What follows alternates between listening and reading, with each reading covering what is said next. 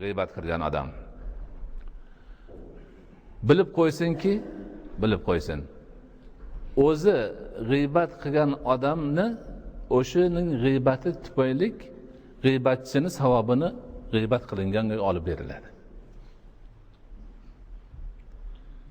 Oxiratda sen buni g'iybat qiluvding, buni haqqi u dunyoda senda qolgan. Endi seni savobini bunga olib beramiz deydi. Agar deydi g'iybatchini savobi bo'lmasa deydi, g'iybat qilingan odamni gunohini olib buni yelkasiga osiladi. Mana shu haqiqatni esdan chiqarmaslik kerak. G'iybat boshqa bir mo'min musulmonga nisbatan jinoyat ekan, jinoyatni jazosi bor ekan, bu dunyoda tortmay ketgan bo'lsa, oxiratda ham qutula olmas ekan. Yo g'iybatchini savobi g'iybat qilinganga olib berilar ekan, agar uni savobi bo'lmasa, g'iybat qilingan shaxsni gunohini olib g'iybatchini yelkasiga yuklanar ekan.